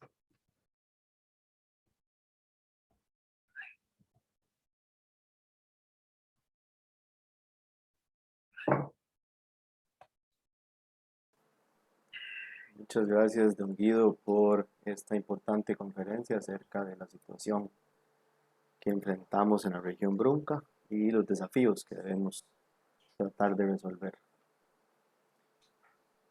Seguidamente, la compañera Giselle Hidalgo nos dará información sobre consultas o comentarios que se encuentren en el chat en Facebook. Muchas gracias, don Emilio. Si tenemos dos preguntas. La primera indica: ¿el empleo en el hombre estará relacionado a que el hombre tiende a aceptar trabajos en muy malas condiciones o fuertes condiciones laborales con tal de llevar sustento a su familia? La segunda pregunta: ¿a qué se debe la exclusión en la educación, tanto en hombres y mujeres? Esas son las dos preguntas que tenemos en el Facebook Live en este momento. Muchas gracias por las preguntas. Yo diría con lo del empleo del hombre, al contrario, más bien, son las mujeres las que están aceptando más bien peores condiciones laborales para poder entrar al mercado laboral. Por ejemplo, el trabajo informal está creciendo rápidamente en el país, incluso ya superó al empleo formal, lo cual es una mala noticia para el país. Y son las mujeres que se están integrando más al mercado laboral, pero sobre todo en peores condiciones laborales, en este escenario, digamos, de mercado informal. Entonces, más bien son las mujeres las que están aceptando peores condiciones. Por eso muchas mujeres, al final del día, tienen que decidir, ¿qué hago? ¿Sigo trabajando y con lo que me gano le pago a fulanita para que me cuide los dos hijos, ¿verdad? O me salgo del mercado laboral y cuido yo a mis dos hijos, ¿verdad? Así de complicado muchas mujeres están tomando decisiones en ese sentido, ¿verdad? ¿Por qué es que los hombres están recuperando más su trabajo, ¿verdad? O teniendo tasas de desempleo menores que las de las mujeres? Bueno, ahí tiene que ver mucho, digamos, con la mentalidad machista, digamos, que se ha mantenido en el país por mucho tiempo, ¿verdad? En donde de alguna forma favorece, digamos, el empleo a los hombres más que el de las mujeres, ¿verdad? O sea, por ejemplo, no sé si dos personas profesionales con la misma experiencia, etcétera, etcétera, llegan y presentan su currículum a un X puesto de trabajo, pero uno es hombre y otro es mujer, ¿verdad? La posibilidad de que se le da al hombre es bastante alta, ¿verdad? Y muchos empresarios lo justifican porque la mujer puede quedar embarazada, ¿verdad? Y entonces lo ven como una pérdida para la empresa, ¿verdad? Queda embarazada, tengo que darle el permiso de maternidad, etcétera, etcétera. Cuando al contrario, más bien que las mujeres se embaracen es una necesidad social. O sea, a todo el país nos interesa que las mujeres se embaracen. Porque si no se embarazan, pues el último que sale por la puerta apaga la luz y ya está, se acabó. Ya no hay más futuro. Entonces, ahí tenemos más bien problemas de ese tipo, ¿verdad? Obviamente que eso se ve más en la empresa privada que en las empresas estatales, porque en las instituciones estatales, digamos, hay una serie de leyes y de normas, digamos, que regulan, aunque siempre se dan injusticias, pero en la empresa privada se ve muy claramente esta tendencia, ¿verdad? Entonces, sí, lamentablemente, ¿verdad? Para las mujeres, ahí tienen mayor desventaja y están aceptando puestos de trabajo, digamos, en peores condiciones laborales. Sobre la exclusión educativa, miren, exclusión educativa, entendámoslo como la posibilidad de que su hijo o hija tenga que dejar el sistema educativo, ¿verdad? Y muchas, digamos, y muchos niños y niñas en este momento tienen esa posibilidad por varias razones. Una es que históricamente, digamos, la necesidad básica de las familias de alimentarse, ¿ya?, se ha privilegiado a la necesidad de educarse. Entonces, si en este medio si en esta coyuntura de la pandemia aumentó el desempleo y aumentó la pobreza, inclusive la pobreza extrema, significa que más familias, ¿verdad?, mayor cantidad de familias hoy día está teniendo problemas para satisfacer sus necesidades alimenticias básicas, por lo que se ve tentada a sacar su hijo o hija del sistema educativo para que ayude a solventar el problema del ingreso y de la comida para la familia, ¿verdad? Como necesidad básica fundamental impresionante. Pero además se le suma, sígale sumando, ¿verdad?, en estas nuevas exclusiones, de que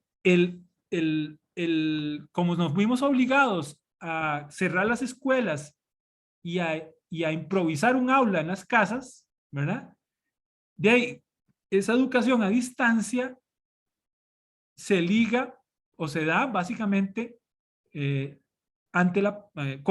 digamos, ligada a la posibilidad de tener acceso a Internet. Pero si yo no tengo acceso a Internet, porque en la región mía no hay Internet, o porque no tengo medios adecuados para, aunque haya señal de Internet, ¿verdad? No tengo instrumentos adecuados para navegar en Internet. O sea, lo único que tengo es un celular, y un celular viejo, qué sé yo, que hace muy pocas cosas, no es muy inteligente, que digamos, el celular. Todo eso entonces aumenta la posibilidad también de que sus hijos, ¿verdad?, que tuvieron que salir de la escuela presencial para seguir en un proceso educativo a distancia, por no tener las condiciones adecuadas de conectividad, tenga que dejar la escuela y sea excluido. ¿Ok? Entonces vean que se suman las nuevas, digamos, nuevos elementos se suman a las posibilidades o a las razones de por qué puede ser que aumente la exclusión, digamos, en muchas zonas del país, ¿verdad? Y insistir en esta idea de que hicimos un ensayo, una proyección hacia futuro, y mujeres de zonas rurales y de la región Brunca nos dio de lo más alto en términos de la posibilidad de que sean excluidas en los próximos 5 años del sistema educativo. Por eso insistimos en que este sector hay que ponerle especial atención, y ojalá que en la región se les atienda, se les visibilice y se les resuelva algunas necesidades fundamentales para que puedan seguir en el sistema educativo preparándose para su futuro. ¿Alguna otra cosa? Muchas gracias, don Guido. Tenemos varias preguntas acá en el Zoom interno. Las voy a leer despacito. Dice, ¿cómo favorecer la coordinación interinstitucional para dar seguimiento a las poblaciones estudiantiles en su transición a la universidad o eventualmente la educación técnica? Segunda, ¿cómo financiar los esfuerzos de transición y seguimiento del colegio a la universidad? ¿Cómo pueden, por último, las universidades públicas contribuir en esta formación técnica tan necesaria para puestos laborales no profesionales? Ok. La pregunta clave, ¿verdad? ¿Cómo le hacemos? ¿Cómo se hace esa coordinación interinstitucional? ¿Verdad? Ya dije que, digamos, a nivel, digamos, formal, existen varios mecanismos de coordinación, ¿verdad? Están los consejos regionales.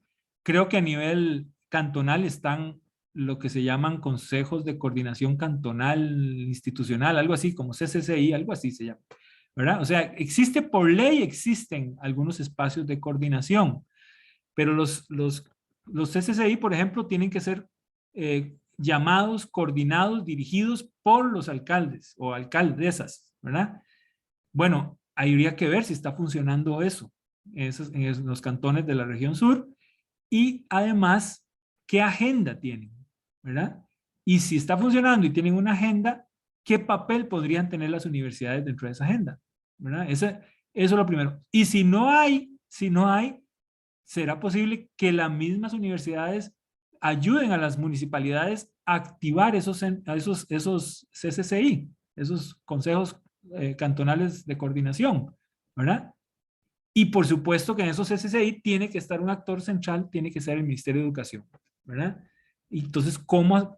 Ahí está el espacio, digamos, habría un espacio natural, formal, de diálogo, planificación, coordinación, etcétera. Pero tiene que estar funcionando primero. Eso es lo primero que habría que revisar. Si esos espacios estuvieran funcionando o no funcionaran del todo, o están funcionando, pero con agendas que no son muy apropiadas, muy pertinentes, cabría la posibilidad de generar nuevos espacios donde me parece a mí que las universidades podrían tener un papel destacado, ¿verdad? ¿Por qué? Porque las universidades tienen el reconocimiento, digamos, de la sociedad, de que son actores importantes en términos del bienestar del país, tienen un nivel de formación, su personal muy alto, que le permite realmente entender las dinámicas de corto, mediano y largo plazo, le permitiría hacer diagnósticos o por lo menos orientar los diagnósticos y hacer planificación a partir de ellos. O sea, tiene una serie de elementos y de capacidades que les permitiría colocarse, digamos, como piezas claves en esa coordinación necesaria a nivel cantonal y regional, ¿verdad?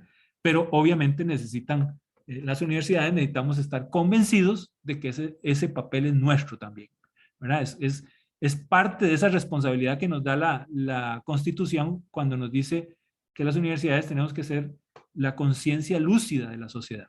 Bueno, pero para hacer conciencia, primero tenemos que tener muy claro, los pies muy aterrizados en el suelo, ¿verdad? De cuál es la base, cuál es esa sociedad que quiero serle conciencia lúcida, ¿verdad? ¿Qué características tienes y para dónde va? ¿Verdad? Entonces, a mí me parece, por lo menos a mí personalmente, me parece fundamental ese involucramiento de las universidades, mayor involucramiento, perdón, porque yo sé que ya están involucrados, pero mayor involucramiento de las universidades con las sociedades a nivel regional, cantonal y local, ¿verdad? Y finalmente enfatizar de que además es un necesarísimo para las universidades hacer eso en términos de defender el presupuesto estatal universitario. ¿Por qué? Porque de ahí, hoy día, a cómo está la cosa, ¿verdad? No duden que alguien podría pensar de que de ahí, ¿qué hacemos? Esa platilla que tenemos para gastar en educación, ¿qué hacemos? ¿Gastamos más en primaria o la gastamos en educación superior? O sea, alguien podría ponerlo así de extrema la cosa, ¿verdad? Nosotros tenemos que demostrar de que todos los niveles son necesarios, incluido el superior, ¿verdad? ¿Y cómo nos demostramos a nosotros que somos necesarios? Estando a la par de la gente, ayudándoles a resolver sus problemas, ofreciéndoles carreras más pertinentes, ofreciéndoles cursos técnicos, cursos especializados, en donde la población realmente sienta que se le está llenando algún vacío, ¿verdad? Entonces, me parece que por ahí podría haber, digamos, una vía para encontrar esta forma de coordinación interinstitucional, primero entre las universidades, que me parecería, digamos, importante, y luego con el resto de instituciones públicas, y luego con el resto de la sociedad, ¿verdad? ¿Cómo financiar los esfuerzos de transición y de seguimiento del colegio a la universidad? Y esa sí me la pusieron cuesta arriba, ¿verdad? ¿Cómo financiar eso? En este país es básica el financiamiento estatal para la educación, ¿verdad? Es clave, es fundamental, ¿verdad? Y yo no veo otra, digamos, otra posibilidad. Incluso en las universidades públicas uno podría pensar en que uno podría complementar el financiamiento de las universidades con la venta de servicios, ¿verdad? Pero a nivel de colegios y escuelas, eso posiblemente no sea viable. Entonces, tiene que haber una, digamos así, redireccionamiento del presupuesto que ya se cuenta, ¿verdad?, para la educación a nivel básico, colegio y universidad, y mayor eficiencia en el uso de los recursos. Me parece que son las dos únicas cosas, porque miren, la verdad es que como se ve la cosa, hacia futuro no van a haber mayores recursos, ¿no? Pero va a haber mayores necesidades y habrá que responder a esas necesidades. ¿Cómo hacemos eso? Con menos recursos y más, a responder a más necesidades. Solamente con una mayor coordinación, una mayor eficiencia en el uso de los recursos que tenemos y, por supuesto, con una planificación, digamos, más clara de para dónde es que queremos ir. Me parece a mí. Pero es una buena pregunta. Es una pregunta que hay que darle más vueltas. Y la otra era que cómo las universidades públicas pueden contribuir en la formación técnica. Por supuesto, de las universidades, no solamente las carreras formales podemos ofrecerle a la sociedad, podemos ofrecer una gran cantidad de cursos libres, ¿verdad? Talleres, cursos especializados, encuentros, no sé, pónganle el nombre que, que gusten, ¿verdad? Pero que sean actividades de libre acceso, ¿verdad? Que invitemos en general a la población, o por lo menos a los sectores de la población que creemos que les puede interesar más, ¿verdad? Y que le ofrezcamos, ¿verdad?, conocimiento, información e intercambio inclusive de experiencias, porque no solo las universidades sabemos, también la gente sabe mucho, pero a veces requiere como abrir espacios para poder contarse unos a otros qué es lo que están haciendo, cómo están resolviendo X problema, ¿verdad? Etcétera. Entonces, todos esos espacios podemos brindarlos desde las universidades para que la población mejore su formación, acceda a más información, pueda generar más contactos con otros grupos, otras personas, tal vez personas que ya superaron los problemas que él tiene, ¿verdad? O sea, realmente abrir la universidad a una mayor disposición para atender las necesidades particulares de la sociedad, que no es solamente las carreras formales lo que necesita nuestra sociedad, ¿verdad? Y en particular, con el Ministerio de Educación, me parece que podemos apoyar en dos vías. Uno es a los docentes. Los docentes podemos ayudarlos a que mejoren su manejo de tecnología, que dispongan de bancos de información, de recursos didácticos para desarrollar su trabajo en el aula, o inclusive simplemente que tengan un canal en el cual los docentes puedan decir, si tengo X problema, se lo puedo consultar a ustedes, y ustedes, universidades que tienen el recurso profesional, me podrían ayudar a encontrar una solución a esos problemas. Cosas tan sencillas como eso es totalmente factible para las universidades, pero hay que tener, digamos, la voluntad y generar la política para poder, digamos, hacerlo. Esa es una vía. Y la otra vía que podemos ayudar a las universidades es en los hogares. Dije que cuando se formó, perdón, se empezó la pandemia, tuvimos que cerrar las escuelas, los colegios, y toda esa gente la mandamos, todos los estudiantes los mandamos a la casa. Y ahí tuvieron que improvisar un aula. Claro, pero ¿qué apoyo real tuvieron de papá y mamá todos esos estudiantes? Todos por igual sus papás se involucraron. Todos por igual sus papás tenían la misma posibilidad de ayudarlos. No, no. ¿Por qué? Porque muchos de esos padres, su formación era tan baja, ¿verdad?, tan mínima, que no podían ser un apoyo real para los estudiantes, ¿verdad? Entonces, también ahí podemos las universidades ayudar a que los padres sean un mejor apoyo para sus hijos en el proceso educativo.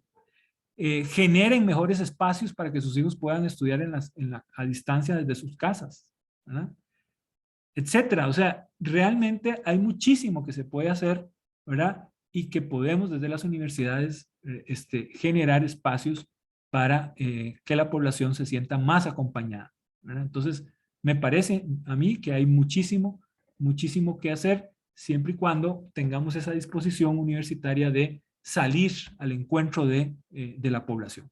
Por eso, a mí me parece, estas jornadas de acción social me parecen fundamentales para eso, para salir al encuentro de la población, para entenderla mejor, para responderle mejor, ¿verdad? Pero tiene que ser una acción social que primero sale a hablar con la población y luego entra a la universidad a convencer a la docencia y a la investigación que tiene que ponerse en servicio, al servicio de esa población.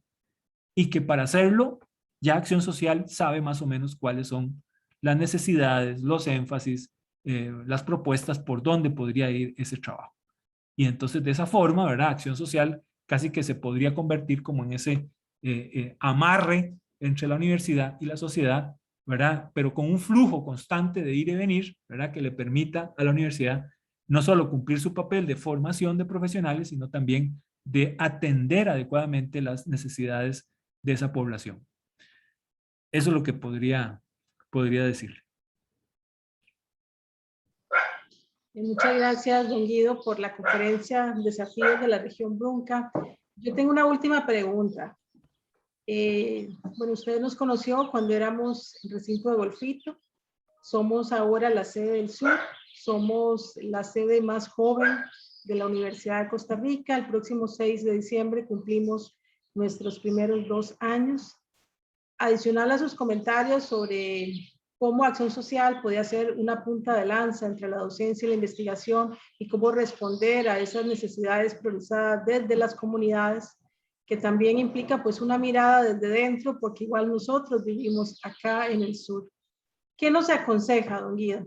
Como para hacer un cierre acá y que dentro de su experiencia en el programa del Estado de la Nación, ¿qué nos aconseja? Eso sería mi pregunta. ¿Qué sugerencias tiene usted para nosotros? Somos muy jóvenes, estamos caminando con pies firmes, pero acá respondiendo por la universidad. Somos la Universidad de Costa Rica en la región. Y sí nos gustaría que nos compartiera de su experiencia, qué nos podría recomendar o sugerir. Eso sería.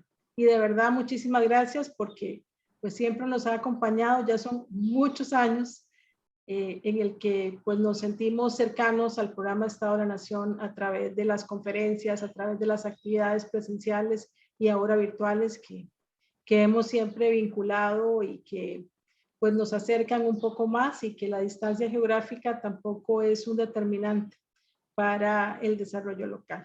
Muchas gracias. Con todo gusto, ¿no? Encantadísimos de poder apoyar realmente desde nuestro ámbito y nuestras posibilidades. Para eso existimos como programa, ¿verdad? Le hacemos una lectura de la realidad, pero tratamos de ayudar a que esa realidad sea transformada. Miren, es una pregunta bien interesante, digamos, en términos de un recinto tan, una sede tan joven. A mí me parece, digamos, que primero yo diría, hay que aprender de lo que las otras sedes regionales han hecho bien y han hecho mal, ¿verdad? Entonces valdría la pena, por ejemplo, saber la sede de Punta Arenas o alguna otra, ¿verdad? ¿Qué ha hecho en su labor? ¿Qué siente que ha hecho bien y qué siente que ha hecho mal? A mí me parece que eso sería un primer diagnóstico que vale la pena conocer de las otras para ver cómo se traduce esas lecciones a nivel de Golfito, ¿verdad? De la sede del sur-sur. Y lo otro que me parece a mí fundamental es entender que no tenemos, digamos, la Universidad de Costa Rica, con toda su experiencia, su historia, su peso impresionante, ¿verdad? Posiblemente sola contra toda la región Brunca no sea suficiente, ¿verdad? Va a requerir un acercamiento fuerte con las otras sedes universitarias, de universidades públicas de la región, ¿verdad? Para aumentar considerablemente sus capacidades y sus recursos. Y eso significa, digamos, un trabajo muy de cerca y muy planificado, digamos, de planificación conjunta, muy cercana con las otras sedes regionales de las universidades. Un poco, yo diría, hacer realidad el discurso de regionalización que las universidades vienen planteando, pero que le ha costado mucho aterrizar a las mismas universidades, ¿verdad? Entonces, esa segunda me parece clave, digamos, cómo hacemos para coordinar y trabajar en conjunto en la región, no cada sede por separado, sino entendiendo que son un conjunto de recursos universitarios que se brindan a una región y que debe de responderse integralmente. Entre esos recursos, uno vital es lo que la misma recomendación del estudio de regionalización del CONARE hace, que es hacer estudios más específicos que le permitan a las sedes universitarias conocer mejor el contexto en el cual están y poder responder mejor con programas, con carreras, con cursos, con talleres, etcétera, etcétera, más apropiados, más pertinentes para esa población, su realidad y, ¿verdad? Y sus posibilidades reales de desarrollo. Eso me parece central, eso requiere trabajo de campo, eso no es barato, así que hacerlo solo no sería sano, ¿verdad? Sería mejor, mucho más inteligente hacerlo en conjunto, ¿verdad? Entre las universidades para tener realmente las posibilidades de tener un trabajo mucho más amplio. Y tercero, me parece, deben preocuparse mucho por la mejor y más amplia formación profesional de los académicos de la sede. ¿Verdad? Que tengan realmente ustedes, que logren tener el mejor equipo en términos de las posibilidades de desarrollo profesional que puedan, ¿verdad? Para que todos los profesionales de la sede sientan que pueden crecer en esa sede, sientan que no tienen techo, sino que pueden subir y subir, ¿verdad? Para que sea atractivo y retengan, ¿verdad? Recursos humanos de muy alta calidad. Eso es fundamental, eso es clave para poder no solo, otra vez, analizar mejor el contexto, sino poder responder mejor a ese contexto, ¿verdad? Desde la academia. Necesitan recurso académico de muy alto nivel. Y finalmente, me parece a mí que el tema de financiamiento es un tema complicadísimo, pone en riesgo, digamos, la sostenibilidad de nuestras universidades y de las sedes también. Así que van a tener que pensar seriamente en cómo poder generar recursos que complementen de alguna forma el presupuesto universitario, lo complementen con recursos que ustedes puedan acceder, digamos, directamente. Ventas de servicios, o no sé cómo llamarlo, pero, ¿verdad? Formas en las cuales ustedes puedan, digamos, atraer algún recurso a la sede para completar los presupuestos que, como les digo, hacia futuro no van a ser mayores, ¿verdad? Posiblemente se van a contraer, y además que rompa un poco con esa tendencia, digamos, eh, del desarrollo del país, en donde históricamente se ha centralizado mucho en el Valle Central, inclusive los gastos de las universidades se han centralizado mucho en el Valle Central y han quedado, digamos, más desprotegidas las sedes regionales. Entonces, tanto por esa razón como por la caída, digamos, de los fondos del FES, ¿verdad? Las regiones van a tener que pensar en cómo complementar sus presupuestos de forma adecuada con recursos que puedan conseguir, proyectos, servicios, no sé. Tendrá que ponerse muy creativos para poder responder adecuadamente a esos grandes desafíos que están ahí a la vuelta de la esquina.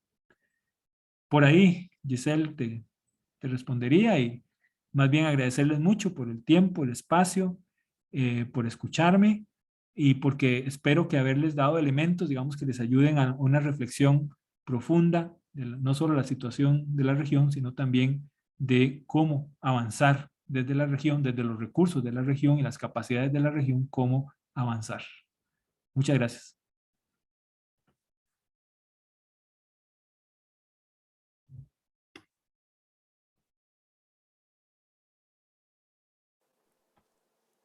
Reiterar el agradecimiento al máster Guido Barrientos por esta presentación. Recordar a las personas que nos siguen a través del Facebook Live de la Sede del Sur que las grabaciones de todas las actividades que hemos desarrollado durante el día de ayer y hoy en estas primeras jornadas de acción social de la Sede del Sur estarán siendo retransmitidas en el canal de YouTube de la Sede del Sur. Para ir concluyendo con esta actividad de conferencia del día de hoy, invitarles al día de mañana a participar nuevamente a través del Facebook Live de la Sede del Sur del tercer bloque de ponencias, tercero y último de los bloques en estas jornadas de acción social. El día de mañana tendremos por la mañana 4 ponencias que van a estar muy interesantes acerca de los proyectos ED 3475, la extracción de moluscos en los manglares de Bahía Golfito hacia una economía azul, a cargo de la máster María José Rodríguez García.